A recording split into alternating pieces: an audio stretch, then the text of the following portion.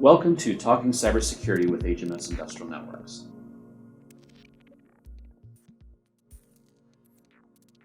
Hello, my name is Jason Black with HMS Industrial Networks. I am the Solution Manager for our Industrial Internet of Things products. And today we're going to discuss the basics of encryption. So encryption is critical when communicating over networks, particularly when communicating over the internet from, if you're thinking about when you connect your PC up to a website. Encryption is critical to keep any kind of unauthorized third party from viewing the communications that you're transmitting up to a website. This, for example, like credit card, commerce, these type of things, any kind of financial transactions. Encryption is a key aspect of this. So we're going to talk about a couple of things today. We're going to talk about essentially the basics of cryptography. We're going to do a little bit of an overview on SSL, TLS, and then we're going to discuss the TLS handshake itself. The first transaction is the client hello. The client hello contains three distinct pieces of information. It contains the version of TLS that's supported by the client. It contains the cipher suites that are supported by the client as well currently. So this could be one or multiple cipher suites that are being supported there. And lastly, it sends across a string of bytes, a random string of bytes, which it calls the client random. So this is received by the server on that end, and then the server responds with its hello.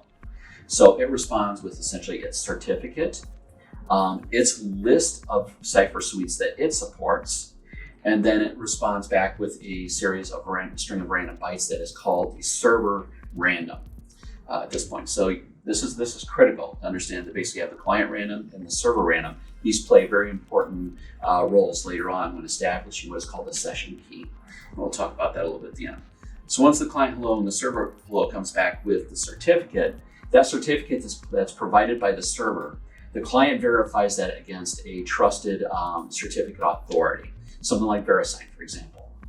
And the key there is to verify that the server is who they claim to be, and that what's happening there is valid. And that certificate contains the public key. So this part of it over here. So this public key that the server is issuing is what is going to be used to encrypt the data.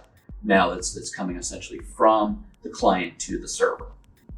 So once that's received and then the certificate is validated through an authority, then what comes next is essentially the client basically encrypts into using the public key what is called the PREMASTER secret. And this is sent back as essentially the client key exchange. This PREMASTER secret is sent back to the server at this point. And then this also adjusts the cipher suite that's going to be used for communications there. So once that PREMASTER secret is received by the server, the cipher specs are aligned at that point. And then the client random, the server random, and then the PREMASTER secret are actually formed to create what is called the session key. So this portion of the exchange up here, this occurs using asymmetric. The private key, which the server uses to decrypt what's coming from the client, the public key, which the client uses to encrypt its data. And once this PREMASTER secret, server random, client random created, once again this forms the session key. At this point, communications become symmetric due for efficiency's sake. So symmetric encryption is much more efficient than asymmetric encryption. And this will basically form the basis for exchanging application data at this point.